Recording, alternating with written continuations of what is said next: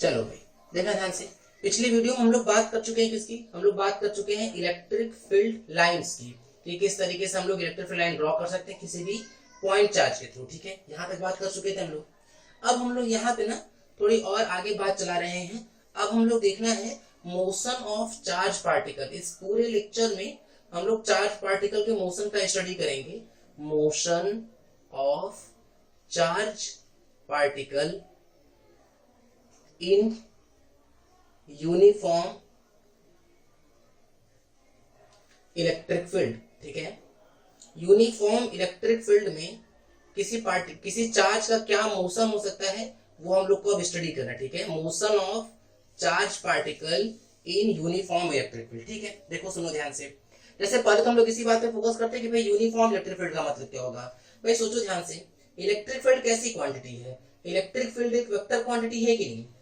अब यूनिफॉर्म का मतलब क्या होता है? यूनिफॉर्म का मतलब होता है कि कांस्टेंट रहे। ठीक है, अब हम लोग इलेक्ट्रिक फील्ड को कांस्टेंट कैसे रख सकते हैं? तो वो एक ही तरीका है, भाई कोई वेक्टर क्वांटिटी है उसको कांस्टेंट रखने का तरीका है कि उसका मैग्नीट्यूड भी फिक्स हो और डायरेक्शन भी फिक्स हो। तो देखना ध्यान से, अगर हम कभी भी यूनिफॉर्म इलेक्ट्रिक फील्ड हमको रिप्रेजेंट करना होगा तो देखो कुछ इस तरह से रिप्रेजेंट करेंगे। देखो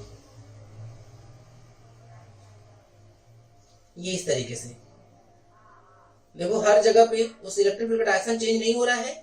और देखो अगर हम किसी भी पॉइंट के करेस्पॉन्डिंग जाए किसी भी पॉइंट पर, तो वहां देखो इलेक्ट्रिक लाइंस की जो डेंसिटी है वो बिल्कुल सेम है। ठीक है, तो अगर इस तरह से बना हुआ तो समझ जाएंगे कि वो कैसे इलेक्ट्रिक फील्ड को रिप्रेजेंट कर रहा है, यूनिफॉर्म इलेक्ट्रिक फील्ड को रिप्रेजेंट कर रहा है। ठीक है, अच्छा अब हम लोग को क्या स्टडी करना है? अब हम लोग को स्टडी करना है मोशन ऑफ चार्ज पार्टिकल। ठीक है, कि अगर कोई हम चार्ज पार्टिकल रख दे तो उसका कैसा मोशन होगा उसके बारे में बात करते हैं। ठीक है, देखो सुनो ध्यान से।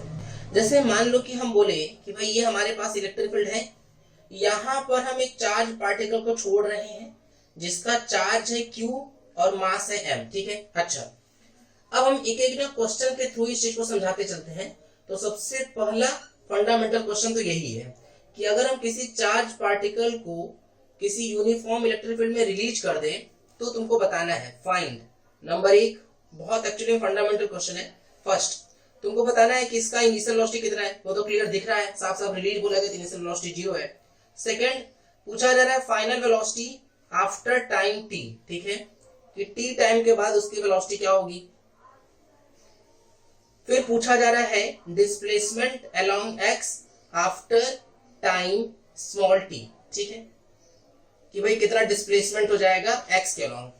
फिर पूछा जा रहा है displacement along y in time t, ये भी क्वेश्चन है। और कुछ पूछा जा रहा है? बस ठीक है, इतना कर लेना। अच्छा एक और पूछी जा रही है इसमें एक और पोर्शन कर लेते हैं हम लोग। फिफ्थ पोर्शन हम लोगों का पाथ के बारे में बताना है, किसका पाथ कैसा होगा। ठीक है, तो 5 क्वेश्चन है, 5 मिनट ले लो, 5 मिनट की वीडियो रोको और ट्राई कर लो सारे पार्ट को। कर लिए क्या ट्राई? देखो सुनो, एक्चुअली में ना बहुत फंडामेंटल सा क्वेश्चन है। तुम सोचो ध्यान से, अगर हम चार्ज पार्टिकल को रिलीज कर दें, पहली बात इस पर फोर्स लग रहा होगा कि नहीं? बोले हाँ फोर्स लग रहा होगा। क्यों? क्योंकि फोर्स का फॉर्मूला अगर तुम्हें याद हो तो Q इंटू E होता है। अच्छा कुछ नहीं लिखा गया तो हम लोग पॉजिटिव चार्ज मान के इसको चल रहे हैं, तो F वेक्टर इक्वल्स टू क्या हो गया? Q टाइम्स E वेक्टर हुआ कि नहीं? बोले सही है। अच्छा पॉजिटिव चार्ज है तो जिधर इलेक्ट्रिक फील्ड होगा उधर ही फोर्स लग रहा होगा, तो बोले इधर की तरफ फोर्स लग रहा होगा। तो अगर हम फोर्स का मैग्नीट्यूड लिखे तो वो कितना हो जाएगा? QE। न्यूटन का सेकंड लॉ यूज करें तो इक्वल्स टू ma, तो A इक्वल्स टू क्या आ जाएगा बताओ? QE अपॉन m आएगा कि नहीं? तो तुम सोचो E कांस्टेंट है, Q भी कांस्टेंट और m भी कांस्टेंट है, तो ये एक्सेलरेशन कांस्टेंट हो गया कि नहीं? और कांस्टेंट एक्सेलरेशन के केस में तो हम लोग इक्वेशन ऑफ मोशन अप्लाई कर सकते हैं। अब अगर इक्वेशन ऑफ मोशन अप्लाई कर सकते हैं तब तो ये पूरा क्वेश्चन ही बहुत आसान सा हो गया। ठीक है, तो चलो बारी बारी एक एक पोर्शन कैलकुलेट कर लेते हैं। भाई देखना सुनना ध्यान से।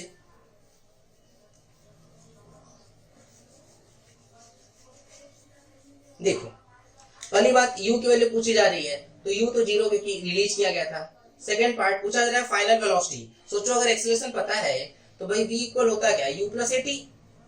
अच्छा U की वैल्यू 0 है तो V इक्वल क्या आ जाएगा? QE upon AM times T हो जाएगा कि नहीं? सही बात है। अच्छा इलेक्ट्रिक फील्ड था किधर? इस तरफ था कि नहीं? ऐसे था इलेक्ट्रिक फील्ड। अगर इधर की तरफ इलेक्ट्रिक फील्ड है तो जो फोर्स होगा वो भी इधर ही लग रहा होगा। ठीक है, इधर की तरफ फोर्स लग रहा होगा।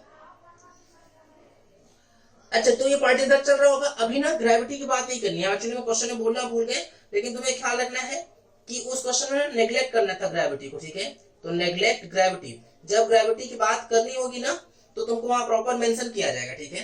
तो अगर हम किसी क्वेश्चन में भूल जाए तो हम तुम्हें ये बोल के बता देंगे कि कहाँ ग्रेविटी को नेग्लेक्ट करना है, कहाँ ग्रेविटी को लेके चलना है, ठीक है। अभी फिलहाल बेसिक क्वेश्चन लेके चल रहे हैं, इसलिए अभी ग्रेविटी की बात नहीं कर रहे हैं, सिर्फ इलेक्ट्रोस्टैटिक फोर्स को देख रहे हैं। अच्छा भाई थर्ड पोर्शन क्या है, हम लोगों से पूछा गया है डिस्प्लेसमेंट अलोंग एक्स।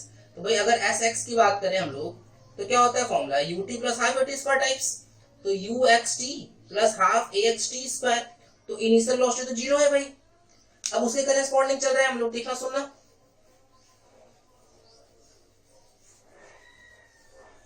देखो तो हाफ ए एक्स, तो अगर हम लोग एस एक्स की वैल्यू लिखे तो हाफ ए एक्स है कितना, Q E upon M times T square है कि नहीं। तो देखो हम लोग को डिस्प्लेसमेंट अलोंग एक्स मिल गया, सही है यहाँ तक। अच्छा अब नेक्स्ट देखो, तो ये हो गया एफ एक्स। अच्छा फोर्थ क्या था, फोर्थ था कि डिस्प्लेसमेंट अलोंग वाई पूछा जा रहा है। भाई initial velocity along Y zero था, वाई के अलोंग कोई एक्सेलरेशन है ही नहीं, तो पार्टिकल का वाई के अलोंग कोई डिस्प्लेसमेंट होगा भी नहीं, ठीक है। अच्छा अब यहां सुनो भाई, पार्टिकल को शुरू में रिलीज किया गया था ना, अब यहां रिलीज किया गया तो फोर्स इधर लगा इधर, तो पार्टिकल इधर ही चलता चला जाएगा कि नहीं। तो फिफ्थ पोर्शन पाथ पूछा गया था, तो इसका पाथ कैसा होगा बताओ, इसका पाथ होगा स्ट्रेट लिनियर। यहां तक बात समझ में आ रही है। अब देखो जब ये पाथ वाली बात आ गई है ना तो ध्यान सुनो, देखो जब भी पाथ के बारे में बात कर रहे होंगे और चार्ज पार्टिकल को यूनिफॉर्म इलेक्ट्रिक फील्ड में रिलीज किया गया होगा, तो देखना भाई जब यूनिफॉर्म इलेक्ट्रिक फील्ड में इसको रिलीज किया गया है तो फोर्स का जो मैग्नीट्यूड है वो हमेशा कांस्टेंट रहेगा कि नहीं, क्योंकि चार्ज की वैल्यू बदल नहीं रही है, ये तो हम लोग यूनिफॉर्म बोल के फिक्स कर दिए हैं। तो ये जो फोर्स हो गया वो कांस्टेंट फोर्स हो गया कि नहीं, ठीक है, कांस्टेंट फोर्स। अच्छा अब ये समझो कांस्टेंट फोर्स के केस में ना अगर हम पाथ की बात करें तो इस पाथ की केवल दो पॉसिबिलिटी हो सकती है, या तो पाथ स्ट्रेट लिनियर हो सकता है और या तो पाथ पैराबोलिक हो सकता है। देखो समझते हैं एक बार, जैसे हम तुमसे बोले कि भाई कांस्टेंट फोर्स हम लोग कहां पढ़े थे, हम लोग 11th में पढ़े, तुम याद करो 1D 2D के टाइम पे जब हम लोग 1D और 2 डायमेंशनल 2D चैप्टर पढ़ रहे थे, स्ट्रेट लिनियर मोशन और प्रोजेक्टाइल मोशन ही हुआ था कि नहीं वहां पे। तो ख्याल रखना है कांस्टेंट फोर्स अगर कभी भी आया तो केवल दो ही पॉसिबिलिटी है पाथ की, या तो वो पाथ स्ट्रेट लिनियर हो सकता है या तो वो पाथ क्या हो सकता है, पैराबोलिक हो सकता है। देखो हम समझाने की कोशिश करते हैं। अभी हम लोग बात किसकी करते हैं, स्मॉल जी वाले की बात करते हैं, केवल जो किधर तरफ लगता है नीचे की तरफ। तो देखना सुनना, जैसे मान लो कि ग्राउंड के करेस्पॉन्डिंग किसी पार्टिकल को टॉप से रिलीज कर दें या नीचे फेंक दें या ऊपर फेंक दें, तो इन तीनों के केस में पाथ स्ट्रेट लिनियर हुआ था कि नहीं। तो स्ट्रेट लिनियर की क्या पॉसिबिलिटी है, व्हेन u की वैल्यू हम लोग जीरो कर दें, ठीक है, when u equals to zero. Second possibility क्या है, सेकेंड पॉसिबिलिटी है कि जिधर फोर्स हो उधर ही इनिशियल वेलोसिटी भी हो।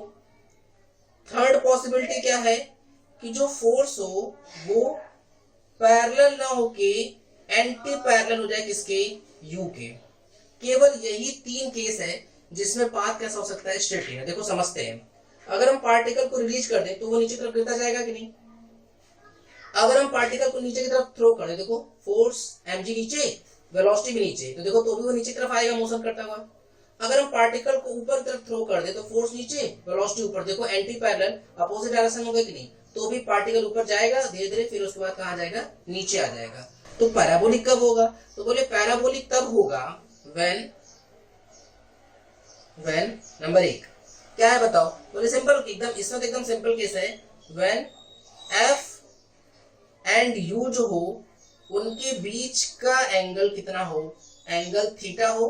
बस ये कंडीशन है कि थीटा न तो 0 डिग्री हो और न ही 180 डिग्री हो, ठीक है।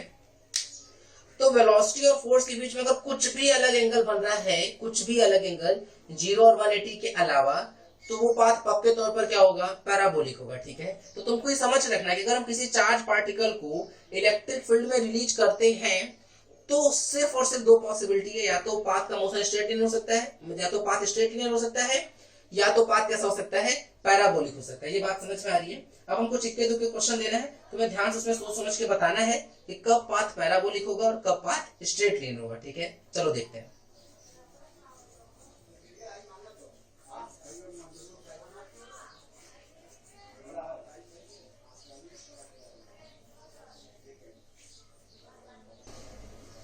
जैसे कि हम कुछ एग्जांपल्स दे रहे हैं, तुम्हें ध्यान से देखना उसमें कि बताना है कि कब पाथ स्ट्रेट लाइन होगा और कब पाथ पैराबोलिक होगा। ठीक है, छोटे छोटे क्वेश्चन दे रहे हैं, दिमाग लगाओ सब।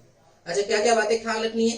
बात ख्याल रखना कि फोर्स हमेशा पॉजिटिव चार्ज पर इलेक्ट्रिक फील्ड के डायरेक्शन में लगता है और नेगेटिव चार्ज पर फोर्स हमेशा इलेक्ट्रिक फील्ड के अपोजिट लगता है। ठीक है, जैसे यहाँ पे है कि पार्टिकल को हम लोग इधर की तरफ थ्रो कर दिए हैं कोई यू स्पीड से, पार्टिकल का मास है m, चार्ज है -q। ठीक, ये सब जगह ना हम लोग को अभी ग्रेविटी की बात नहीं कर रहे। ठीक है, नेग्लेक्ट। वीडियो रोकोगे एक एक मिनट के लिए और हमेशा पाथ सोच के तब वीडियो देखेंगे। ठीक है, सोच लिए हैं क्या? देखना सुनना ध्यान से भाई। पार्टिकल की वेलोसिटी किधर? इधर। अच्छा, नेगेटिव चार्ज है ना, तो नेगेटिव चार्ज पे फोर्स लगा था, बोले फोर्स का फॉर्मूला हो जाएगा Q times E। Negative charge opposite हो जाएगा, इसका मतलब कि अभी फोर्स लगेगा इधर, क्योंकि इलेक्ट्रिक फील्ड इधर है तो फोर्स इधर लगेगा, तो फोर्स भी इधर ही लग गया, वेलोसिटी भी इधर ही है, तो पार्टिकल जो है वो इधर की तरफ चलता चला जाएगा।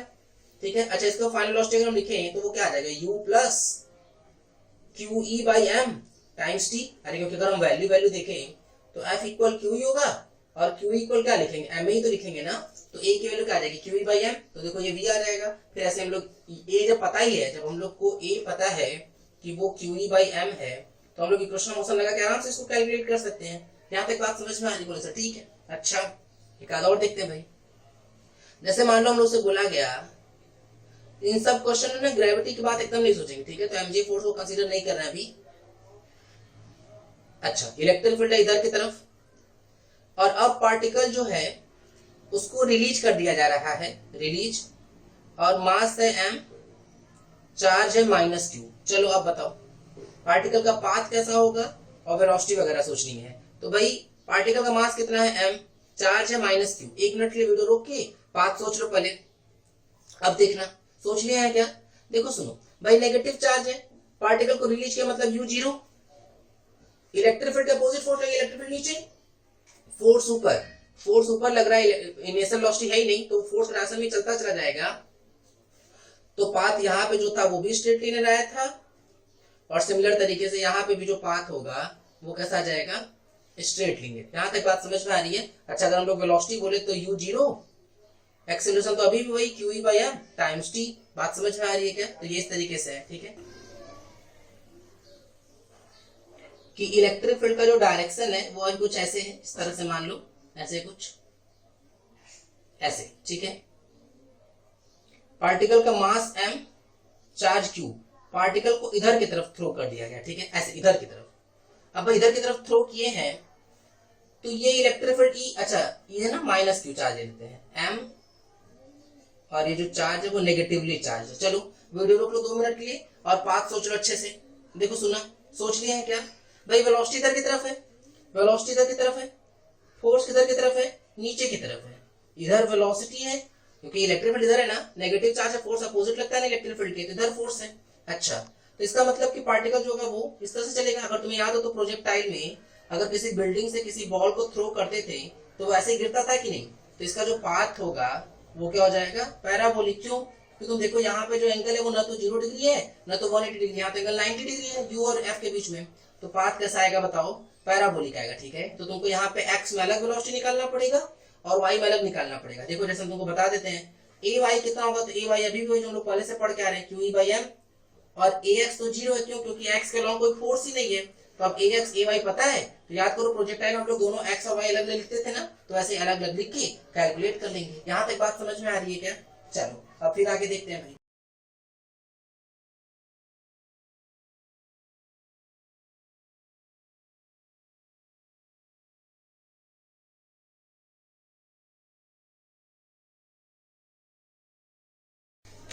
जैसे अगर तुमको पिछले क्वेश्चन में डायरेक्शन मान लो निकालने नहीं आया तो हम उस पर बात करते हैं ना। देखना सुनना, क्या याद रखना है? Always remember, always remember particle travel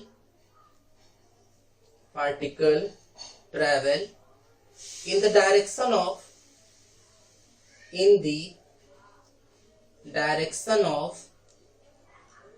velocity and always tries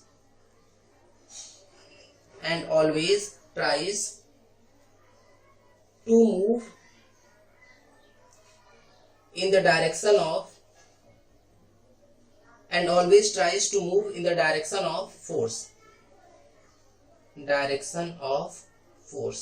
ठीक है, देखो क्या याद रखना है भाई कि जो भी पार्टिकल होगा ना वो हमेशा चलता किसके डायरेक्शन में है, वेलोसिटी के डायरेक्शन में, लेकिन हमेशा घूमने की कोशिश करेगा किसके डायरेक्शन में, फोर्स के डायरेक्शन में। ठीक है, इसी के थ्रू हम लोग कई बार पाथ निकालते, जैसे जो पिछला क्वेश्चन था उसमें भी पाथ हम लोग ऐसे ही निकाले थे। तुम याद करो, वेलोसिटी इधर की तरफ था कि नहीं, फोर्स इधर की तरफ था, ये एफ ये यू, तो देखो पार्टिकल ऐसे जा रहा था, लेकिन देखो धीरे धीरे घूम के इधर की तरफ आ रहा था, फोर्स की तरफ आता जाएगा। ठीक है, कैसे फोर्स की तरफ वो घूमता जाएगा। तो याद रखना है कि पार्टिकल हमेशा चलता वेलोसिटी की तरफ है और घूमता फोर्स की तरफ है। ठीक है, डायरेक्ट बात याद हो तो वही बेहतर है कि हमेशा चलता वेलोसिटी की तरफ और घूमेगा किसकी तरफ, फोर्स की तरफ। क्लियर हो रही है कहानी? चलो अब देखना, सुनते हैं आगे भाई। जैसे अब हम तुमको यहाँ कुछ एग्जांपल्स दे रहे हैं, तुमको ध्यान से सोच समझ के ना उसका पॉसिबल पाथ बताना है। ठीक है, क्वेश्चन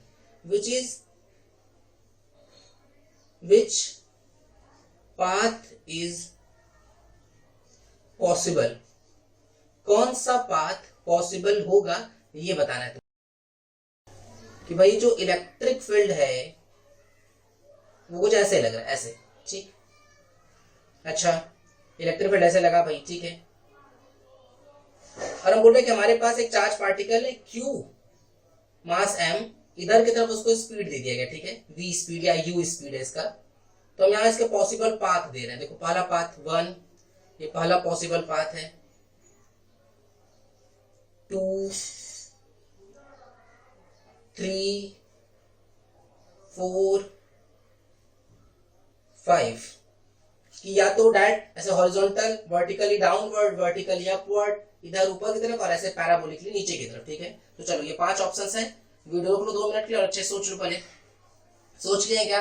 देखो सुनो ध्यान से भाई, हमको मेनली किस पे फोकस करना है, फोर्स के डायरेक्शन पे। देखो हम लोग को वेलोसिटी का डायरेक्शन तो पता है भाई, अगर हम इसका सॉल्यूशन के करेस्पॉन्डिंग चले तो हम लोगों को वेलोसिटी का डायरेक्शन तो पता है। ठीक, अच्छा पॉजिटिव चार्ज है तो पॉजिटिव चार्ज पे तो इलेक्ट्रिक फील्ड डायरेक्शन में फोर्स लगता है, तो फोर्स किधर लगेगा, नीचे, तो क्यू ही फोर्स लग जाएगा। अच्छा भाई इसका मतलब पार्टिकल चलेगा वेलोसिटी की तरफ और घूमेगा फोर्स की तरफ, तो इस तरह से मैच करता है। कौन सा ऑप्शन है इसका? इसको ऑप्शन नंबर 3 सही हो जाएगा। यहाँ तक बात समझ में आ रही है? नोट कर लो इसको। चलो फिर देखते हैं आगे भाई।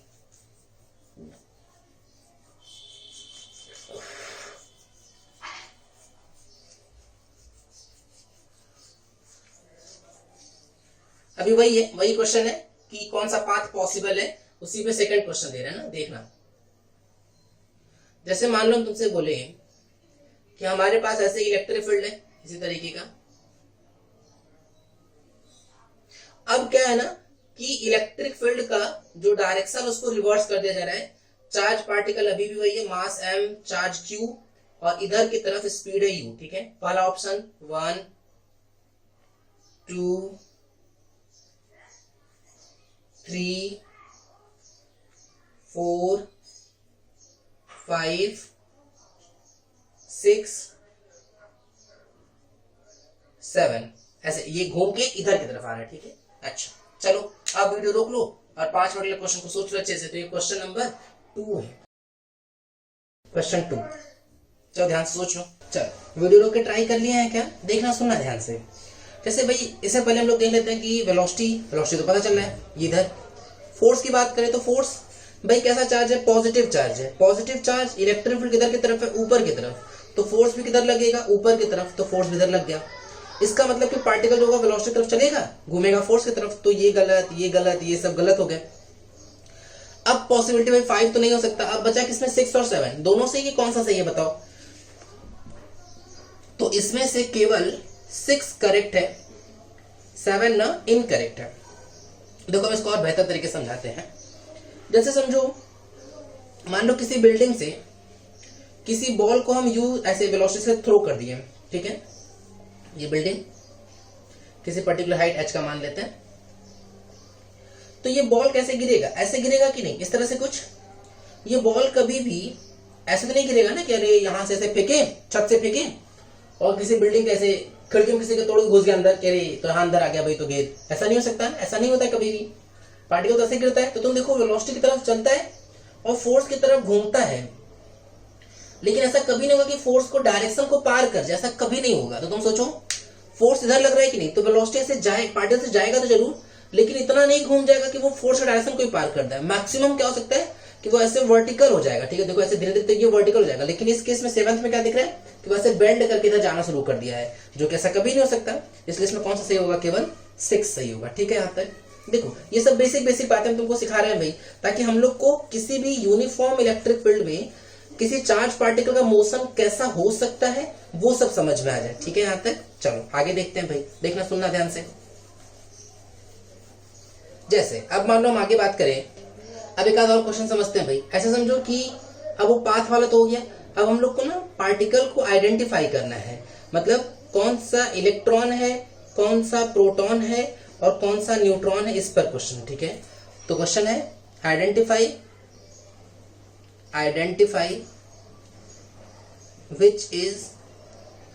which particle is electron, proton and neutron, ठीक है। तो ये आइडेंटिफाई करना हम लोग को कौन सा पार्टिकल क्या है, ठीक है। अच्छा, तीनों पार्टिकल के करेस्पॉन्डिंग 3 पार्टिकल हैं, इन तीनों को यूनिफॉर्म इलेक्ट्रिक फील्ड में से छोड़ा गया, ठीक है। अच्छा, यूनिफॉर्म इलेक्ट्रिक फील्ड को ना कभी कभी बनाने का तरीका थोड़ा चेंज कर सकते हैं, तो हम देखो उसकी भी बात आज कर ही लेते हैं। देखो ऐसा भी हो सकता है कि अगर हम लोग को इलेक्ट्रिक फील्ड को दिखाना हो ना, तो जरूरी नहीं है कि वो एरो ही पूरा डिस्क्राइब करें। जैसे कभी कभी देखो ऐसे बना देते हैं, जैसे देखना ये plus plus plus plus plus plus plus ऐसे, फिर minus minus minus minus minus minus minus, इस तरह से, ठीक है। तो तुमको क्या ख्याल रखना है, अभी फिलहाल समझ लो कि जो इलेक्ट्रिक फील्ड एस्टेब्लिश होता है ना, वो प्लस से माइनस की तरफ होता है हमेशा इलेक्ट्रिक फील्ड, ठीक है। कि कौन सा इलेक्ट्रॉन है, कौन सा प्रोटॉन है और कौन सा न्यूट्रॉन है। चलो इन तीनों पार्टिकल को ना इधर की तरफ ऐसे ही किसी v स्पीड से या u स्पीड से तीनों को थ्रो किया गया था, तीनों को, ठीक है। 2 मिनट के वीडियो रोक लो और पहले पार्टिकल को आइडेंटिफाई कर लो। आइडेंटिफाई कर लिए हैं क्या, देखना सुनना एक बार चेक कर लेते हैं। ये तो है बहुत बेसिक सा क्वेश्चन भाई। अगर मान लो हम इलेक्ट्रिक फील्ड के बारे में नहीं सोचे ना, तो भी ये आंसर हो सकता है, ठीक है। तो एक बार बिना इलेक्ट्रिक फील्ड के पहले सोचते हैं। तो देखो ये पार्टिकल 1 जो किसकी तरफ अट्रैक्ट हुआ, प्लस की तरफ, और हम लोग ये शुरू में ही पढ़ के आए हैं कि प्लस माइनस के बीच में अट्रैक्शन होता है और प्लस प्लस के बीच में रिपल्सन होता है। इसका मतलब निश्चित तौर पर कि ये नेगेटिवली चार्ज होना चाहिए था, तो ये कैसा हो जाएगा, इलेक्ट्रॉन। ये किसकी तरफ अट्रैक्ट हुआ है, नेगेटिव की तरफ, तो इसका मतलब पक्के से पॉजिटिवली चार्ज होगा, तो ये कौन सा हो जाएगा, प्रोटॉन। ये किसी की तरफ अट्रैक्ट या रिपेल नहीं हुआ है, इसका मतलब कि ये न्यूट्रल रहा होगा, और न्यूट्रल मतलब कौन सा पार्टिकल, न्यूट्रॉन। यहां तक बात समझ में आ रही है। तो देखो हम लोग बिना इलेक्ट्रिक फील्ड के भी इसको आइडेंटिफाई कर रही है, ठीक। अच्छा, अब अगर मान लो कि हम लोग को इलेक्ट्रिक फील्ड वाला कॉन्सेप्ट यूज करना होता तो देखो उससे भी कर लेते हैं एक बार। देखो भाई इलेक्ट्रिक फील्ड कहां से कहां स्टेब्लिश होता है, प्लस से माइनस की तरफ, तो इलेक्ट्रिक फील्ड जो स्टेब्लिश होगा वो ऐसे स्टेब्लिश हो जाएगा। अच्छा, एक एक बारी बारी बात करते हैं ना, फर्स्ट की करस्पॉन्डिंग देखा, वो ऐसे क्या, वेलोसिटी तो इधर की तरफ था, इसका मतलब पक्के तौर पे फोर्स ऊपर लगना चाहिए था। अब इलेक्ट्रिक फील्ड के अपोजिट फोर्स किस पे लगता है, हमेशा नेगेटिवली चार्ज पर लगता है कि नहीं। इसका मतलब कि नेगेटिवली चार्ज होगा, तो इसका मतलब ये इलेक्ट्रॉन हो गया कि नहीं। जहां तक बात समझ आए, तो जो फर्स्ट हुआ वो कौन सा हो जाएगा, इलेक्ट्रॉन। अच्छा, एक और बार देखो भाई, इलेक्ट्रिक फील्ड कहां से कहां तक होता है, इलेक्ट्रिक फील्ड होता है प्लस से माइनस की तरफ। अच्छा, वेलोसिटी इधर था, पार्टिकल गया ऐसे, थर्ड वाले पार्टिकल की बात करें, इसका मतलब कंफर्म है कि फोर्स नीचे लगा होगा। अब जिधर इलेक्ट्रिक फील्ड है उधर ही फोर्स लग रहा है, इसका मतलब कि निश्चित तौर पर ये पॉजिटिवली चार्ज रहा होगा कि नहीं, और पॉजिटिव चार्ज का मतलब क्या हो जाएगा, प्रोटॉन हो जाएगा। अच्छा, न्यूट्रॉन के बारे में देखो, तो न्यूट्रॉन पे तो कोई फोर्स ही नहीं लग रहा है, तो फोर्स कब नहीं लग सकता, जब इलेक्ट्रिक फील्ड तो है लेकिन चार्ज की वैल्यू कितनी हो, 0, तभी तो फोर्स 0 हो सकता है। इसका मतलब कि वो कैसा चार्ज रहा होगा, न्यूट्रल। इसका मतलब वो क्या रहा होगा, तो बोले वो न्यूट्रॉन रहा होगा। यहां तक बात समझ में आ रही है। तो ये इस तरीके से, ठीक है। तो हम ऐसे 1 2 3 को देख के भी, पाथ को देख के भी आइडेंटिफाई कर सकते हैं कि वो पॉजिटिवली चार्ज है, नेगेटिवली चार्ज है कि न्यूट्रल है। यहां तक बात समझ में आ रही है क्या, तो चलो देखना और आगे बढ़ते हैं भाई। देखो समझते हैं हम लोग। जैसे मान लो कि अगर हम किसी क्वेश्चन के करस्पॉन्डिंग चल रहे हैं और उस क्वेश्चन में तुमसे ऐसे बोला गया है कि कोई प्लस प्लेट लिए यहां पे ऐसे, और यहाँ माइनस प्लेट ले लेते हैं, ठीक है। तो ये मान लो हम लोग का कौन सा है, plus plate, positive plus plus plus, और ये पूरा माइनस माइनस माइनस माइनस, ठीक है। अच्छा, अब ये जो प्लेट का लेंथ दिया हुआ है ना, ये दोनों इक्वल इक्वल लेंथ के हैं, ये एल लेंथ है ये, ठीक है, एल लेंथ। यहां से एम मास क्यू चार्ज वाले पार्टिकल को इधर की तरफ किसी यू स्पीड से थ्रो किया गया, ठीक है। अच्छा, इस पे ना इसको पॉजिटिव चार्ज लेते, इसको नेगेटिव चार्ज लेते, माइनस क्यू, ठीक है। तो ध्यान से दो तो एक बार। अच्छा, इलेक्ट्रिक फील्ड किधर होगा बताओ, प्लस से माइनस की तरफ होगा कि नहीं? तो नेगेटिव चार्ज पे फोर्स किधर लगेगा, ऊपर की तरफ, क्योंकि इलेक्ट्रिक फील्ड के अपोजिट। तो ये इधर फोर्स ऊपर, तो जो पार्टिकल है वो धीरे धीरे धीरे धीरे कुछ ऐसे होगा कि नहीं, इस तरह से, ठीक है। तो वो जो पार्टिकल है ना, वो इस प्लेट को जस्ट ऐसे ऐसे क्रॉस करता है, ठीक है। तो तुमसे पूछा जा रहा है कि जब इस प्लेट से जस्ट बाहर निकल रहा है तो ये थीटा कितना होगा, और पूछा जा रहा है सेकंड, ये तो फर्स्ट है कि थीटा कितना होगा भाई, फर्स्ट तो यही है, theta equals to question mark. Second पूछा जा रहा है कि V net at this situation, वो कितना होगा, V net at this situation. चलो वीडियो रोक लो 5 मिनट के लिए और क्वेश्चन ट्राई कर लो। कर लिया क्या ट्राई, देखना सुनना भाई। ट्राई करने के बाद देखो, अगर हम बात करें इसके लिए तो देखो भाई, प्लस से माइनस की तरफ इलेक्ट्रिक फील्ड एस्टैब्लिश होता है, बोले हाँ सही बात है। देखो अलग अलग इसका स्टडी करना पड़ेगा, जैसे हम लोग प्रोजेक्टाइल में करते थे ना, वैसी ही कहानी लेके चलो। जैसे एक अलग स्टडी हम लोग किसका करते हैं, एक्स एक्सिस का, और ऐसे ही एक अलग स्टडी पूरा करेंगे किसका, वाई एक्सिस का, ठीक है। तो सेपरेटली बात करते हैं हम लोग पहले। देखो सुनो भाई, अगर हम एक्स एक्सिस के करेस्पॉन्डिंग चले तो इधर की तरफ तो कोई फोर्स ही नहीं है, फोर्स जीरो, फोर्स जीरो तो एक्सेलरेशन जीरो, सही बात है, बोले सर ठीक है। अच्छा, अगर एक्सेलरेशन जीरो तो फाइनल वेलोसिटी वही होगा जो इनिशियल वेलोसिटी होगा, क्यों, क्योंकि ax इंटू टी करोगे तो भाई ये तो जीरो ही ना हो जाएगा, तो final velocity initial velocity same होगा, बोले सर ठीक है। अच्छा, ये बताओ कि x में इसको ट्रैवल कितना करना है, x में इसको l डिस्टेंस ट्रैवल करना है कि नहीं। तो अगर हम लोग इसी पे और बात करें आगे, अभी y एक्सिस के बाद में बात करते हैं। देखो अगर मान लो हम लोग x के करेस्पॉन्डिंग चले तो x में कितना चलना है, l चलना है। वेलोसिटी ux इंटू टी, क्या फॉर्मूला लगा रहे हैं हम लोग, s equals to ut plus half at square. तो ax वाला पोर्शन लिखने की जरूरत नहीं क्योंकि ax तो जीरो ही है। तो बताओ यहाँ से जो टाइम आया वो कितना आया, x की वैल्यू कितनी है l, ux कितना था u, तो जो टाइम लगा वो l बाई u लगा कि नहीं।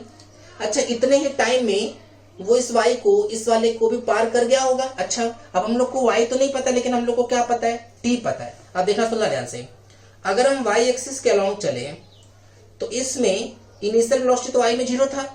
अच्छा, फोर्स कितना लग रहा था y में, तो y में जो फोर्स लग रहा था वो तो q ही लगा कि नहीं, क्योंकि वैल्यू देख रहे हैं हम लोग, इक्वल m है, क्योंकि पार्टिकल का मास दिया हुआ है m।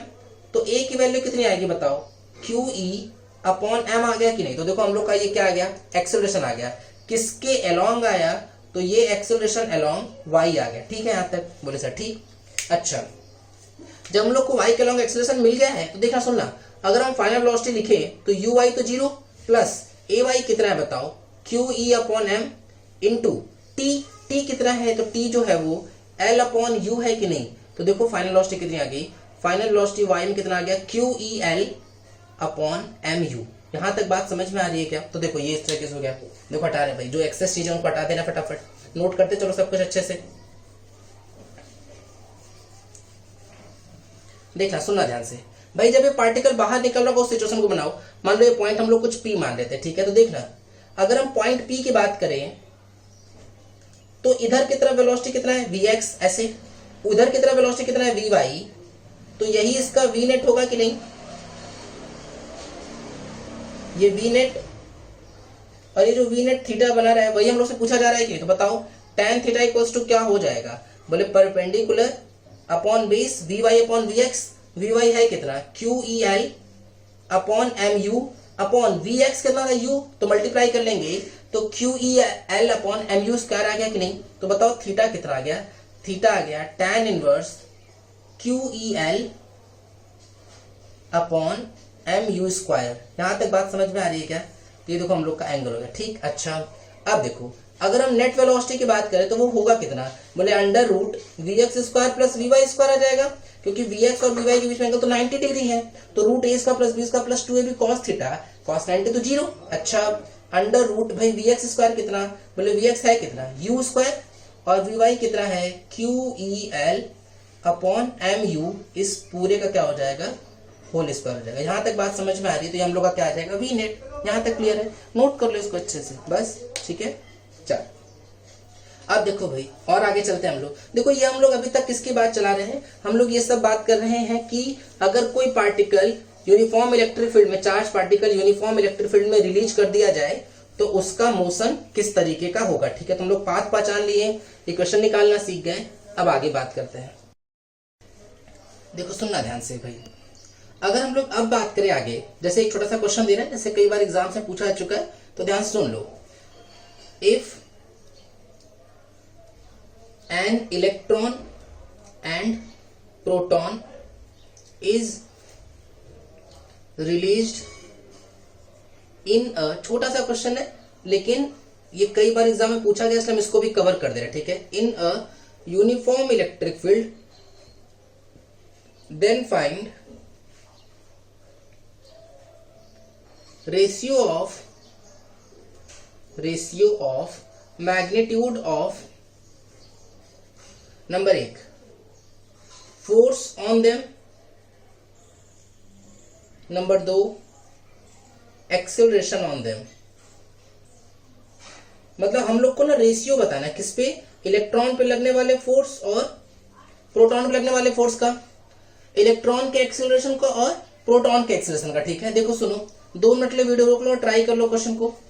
ट्राई करने के बाद सुनना भाई, अगर हम किसी यूनिफॉर्म इलेक्ट्रिक फील्ड में 2 चार्ज पार्टिकल्स को रिलीज कर दें, कौन कौन से चार्ज पार्टिकल हमारे पास, एक है इलेक्ट्रॉन और एक है प्रोटॉन, ठीक है। अच्छा थोड़ी बेसिक बात अगर हम करें तुमसे, तो भाई इलेक्ट्रॉन पे जो चार्ज होता है उसकी वैल्यू, प्रोटॉन पे जो चार्ज होता है उसकी वैल्यू सेम होती है, ई की वैल्यू होती है, और ई कितना होता है 1.6 into 10 to the power -19 coulomb होता है।